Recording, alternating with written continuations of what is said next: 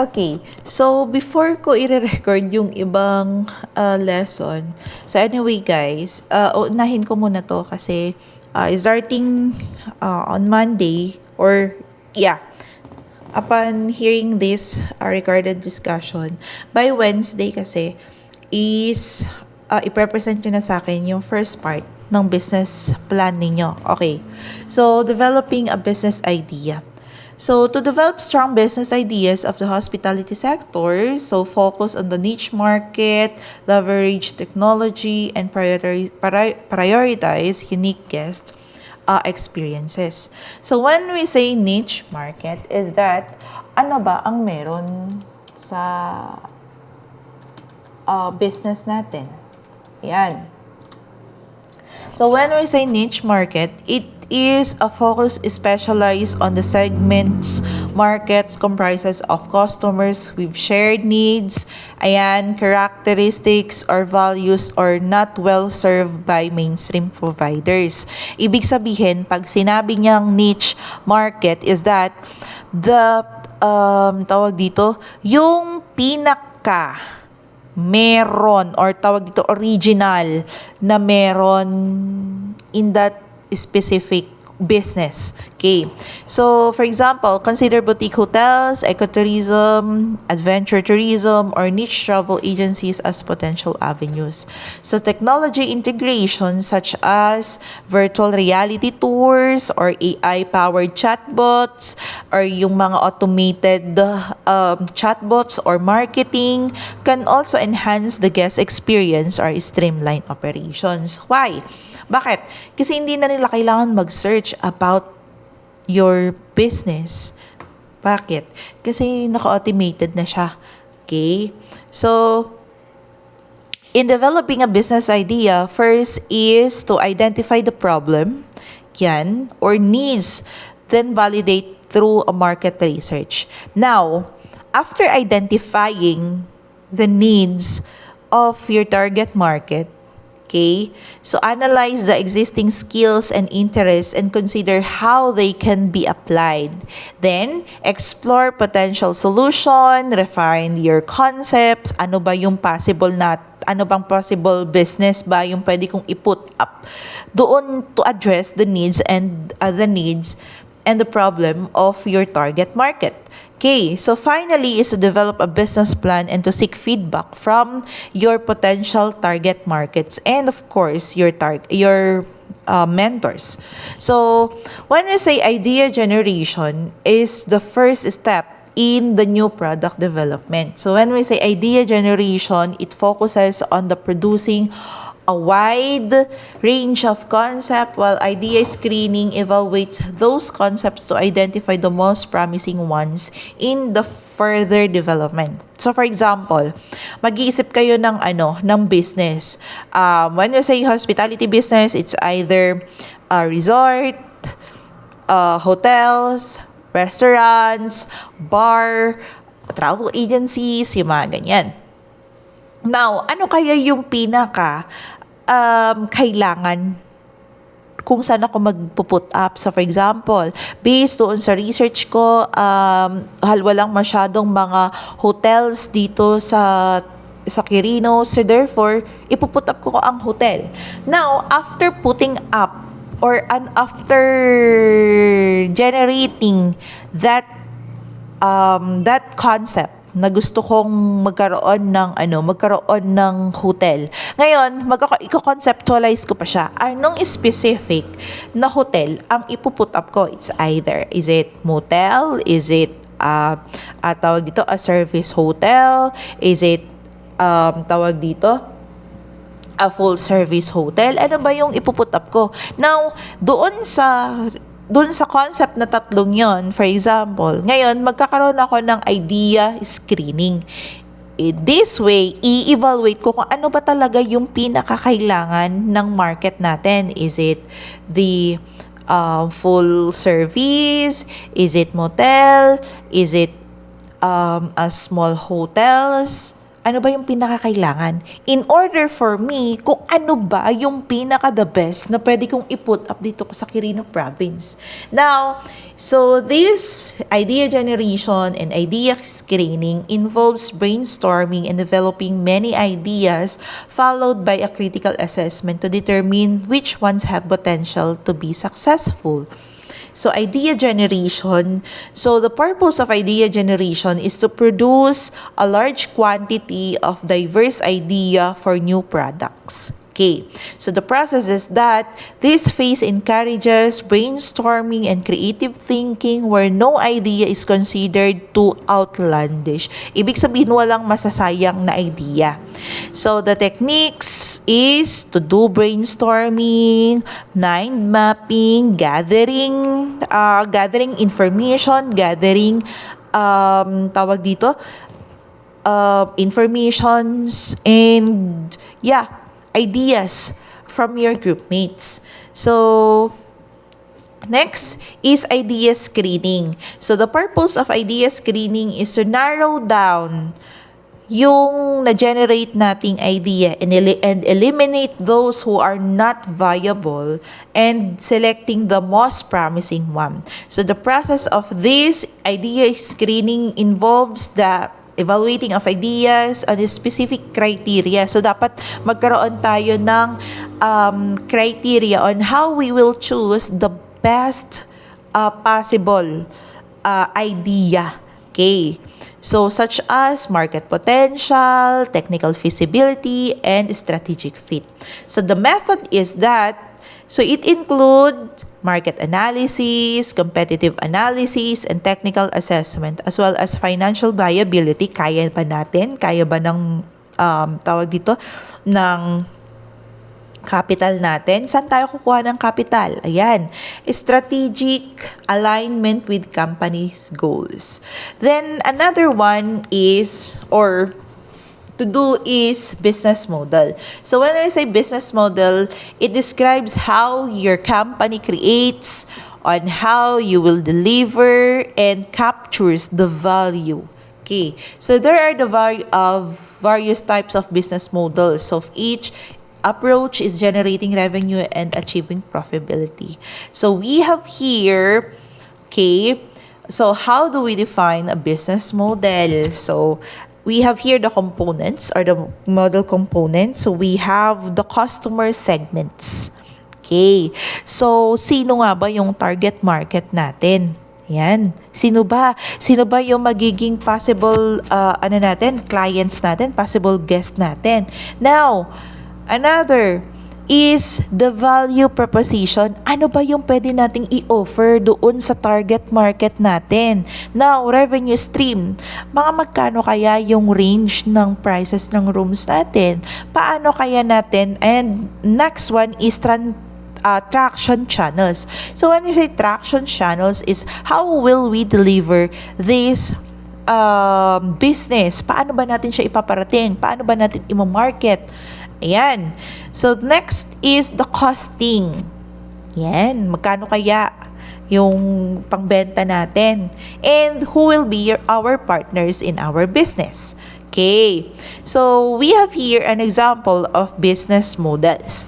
So, we have number one, the business to consumer model or B2C. So, these models involves businesses selling products or services directly to individuals or customers like online, yung retailers or physical stores. So, for example, a hotel na ang pinaka target natin is yung direct consumers natin or yung mga clients natin or mga guests natin. Second one is business to business. So when we say business to business or B2B, so these model businesses sell products or services to another businesses. So let's say for example, a software provider selling to the companies, or for example, a hotel, ngayon, ang target niya is yung mga travel agencies or tour operators para ibenta nila yung products and services with the corresponding packages na ibebenta nila. So, that is business to business. Okay. Third one is direct to consumers or DTC. So this model focuses on the brand selling directly to consumers or bypassing traditional retail channels open through e-commerce. Okay. So, eto na yung tawag dito, ima-market natin directly. Ayan. So, fourth one is retail model. So, when we say retailer model, so businesses that purchase goods from the manufacturers, tapos ititingi-tingin yan na ibibenta doon sa consumer. Ayan. Or yun yung tinatawag nating retail model.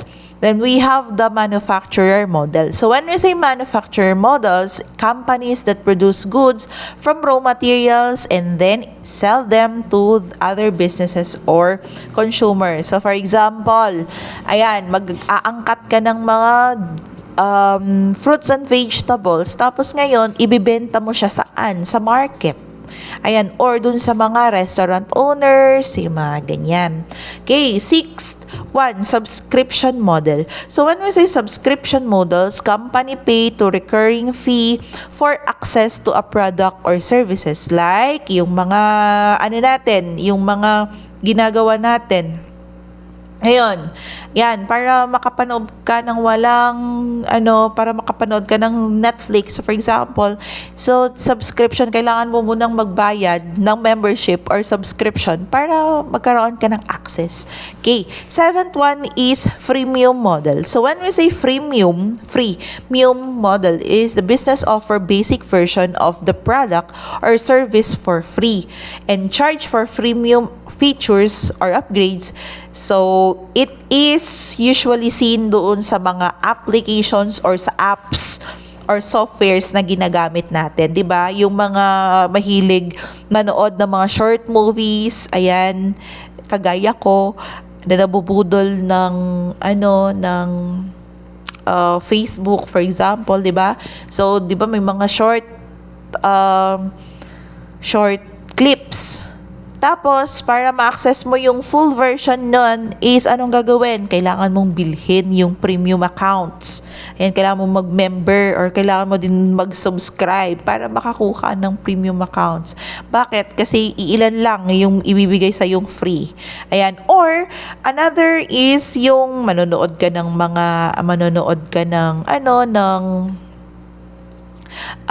tawag dito ng advertisement, yung mga ganyan. Okay. So, next one is affiliate model.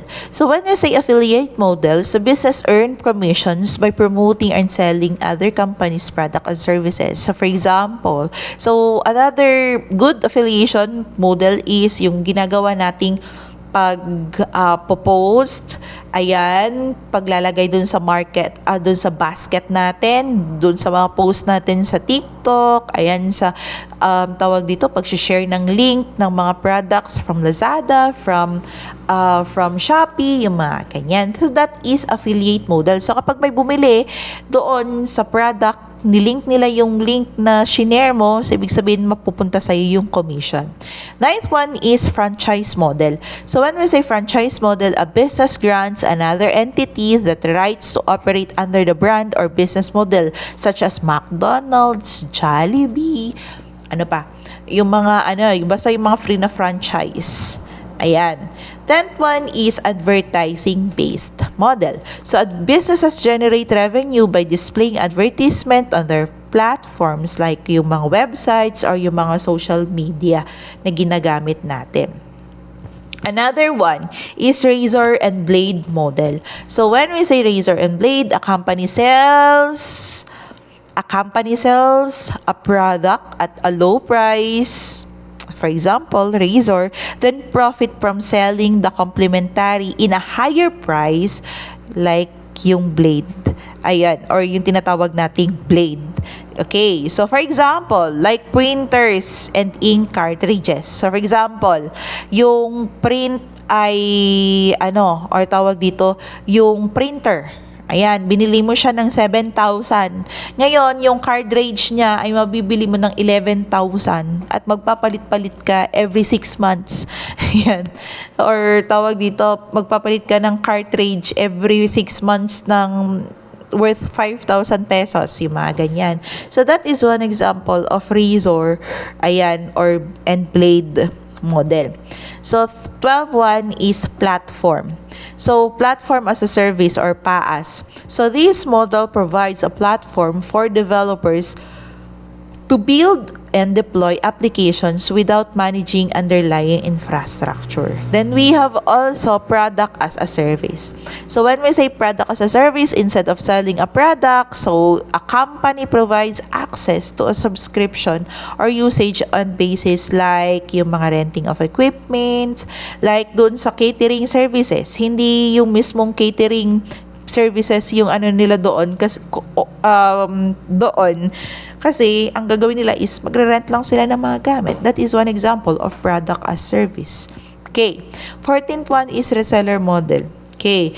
Businesses purchases products from one source and resell them to other, and ayun, i-markup. Kagaya nung nangyayari sa mga sari-sari store or dun sa palengke. Yan. 15 is leasing or rental model. So, companies lease or rent out the assets like yung equipment or vehicle for a specific period in exchange for a fee. For example, tawag dito, nag-put up ka or bumili ka ng 3 van mo, tapos ipaparent mo lang siya sa ibang tao. Ayan. So, that is one example of leasing or rental model. 16 is insurance model. The business transfer the risk from the customers to themselves by offering insurance policies. Or in a product, yun naman yung tinatawag nating warranties. Diba? Bibili ka ng tawag dito, kasama na siya doon sa product natin. Or sometimes, yung for example, GCash. Or sometimes, bibili tayo ng mga products from Shopee, for example. Diba may mga ano siya, may mga product insurance siya na just in case, mabasag or masira during, tawag dito, during the shipment, yung mga ganyan, pwede nilang palitan na through paying a several amount ng insurance. Okay, the next is white label or private label. So these models involves one company manufacturing products that are then sold under another company's brand. Ayan, or labeling. So for example, a hotel. Ayan, bibili sila ng mga luxury na mga shampoos, yung mga luxury brands ng mga tawag dito ng mga shampoo, lotion, yung mga ganyan na ginagamit nila. Ngayon, ang gagawin nila is tawag dito, lalagyan lang nila ng label of that certain hotel. Okay.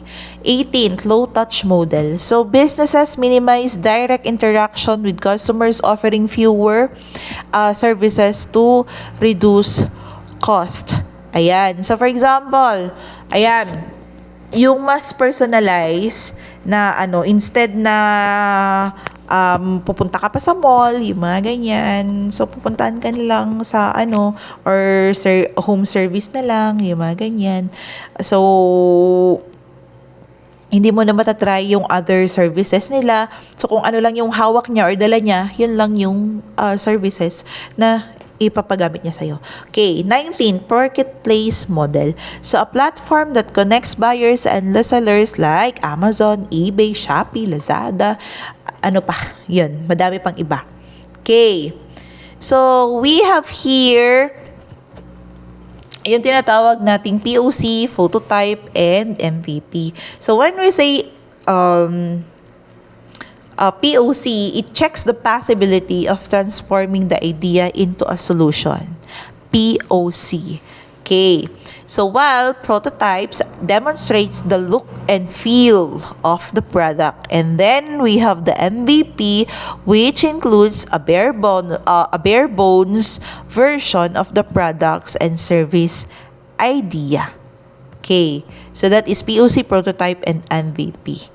So, the difference summarizes, okay, so the features, the prototypes, and the MVP. So, the purpose is that the prototype, concept testing, and refinement, while MVP, market validation, and user feedback. The functionality of prototypes can be incomplete and non-functional, while MVP, minimum set of core features. The target audience of prototypes are stakeholders and internal teams or the company itself, while the MVP are the early adopters or yung mga tawag dito other business owners. The releasing of prototypes are not for release, but for MVP, it is for release and testing. So, for the cost, lower for the prototype, and for MVP, it is higher than prototype. So let's proceed with the business plan. So when business plan is a strategic document that outlines the business goals, strategies for achieving them. So it serves as the roadmap for the business, guiding it through each stage for the development and management. It is the value of both startup and established valuable for the startups during sa mag-i-start ka pa lang ng business and during the growth stage ng business natin or the company. So the purpose of business plan, clarify the business concept, identify potential roadblocks, and devise a growth plan. So it often require a financial institution and investors before they decide to fund the company. So it provides the clear vision of the business idea and the concrete course of the actions, and helping to keep the executive team focused on the short and long-term objectives.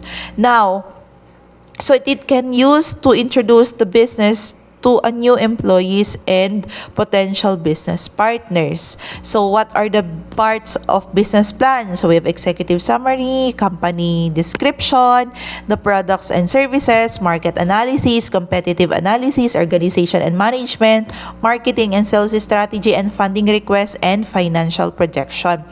So in executive summary, it is a brief overview of the business. It's the strategy, the goals. So it should be written last. And despite of being the first thing everyone will read. Because when we say the executive summary, ito na yung kung ano ang meron doon sa buong business plan natin. Okay, so company description or the introduction. So it includes the detailed information about the company, the location, ayan, ano ba ang background, the background of your company. It includes the vision statement, history, the competitive advantage of your business. Yan. Products and services. A description to products or services to company offers, including details on pricing, product lifespan, and unique consumer benefits. Another is the market analysis. An examination of target markets including demographic, psychographic, attributes of likely customers. Sino ba yung target market natin? Paano natin na-identify yung target market natin? Ayan. Competitive analysis. Documentation of the competitors in the business on how you will face the market and the strength and weaknesses related to the competitors. Another one is the organization and management. So it includes the company structures, sino ang magtatrabaho, or it includes the organizational chart. Yan, marketing and sales strategy, the outline of company's plans to attract, retain customers, and includes anticipated advertising and marketing campaigns. Another is funding requests. Okay, saan ba manggagaling yung capital natin, yung mga ganyan. So, include nyo lang doon.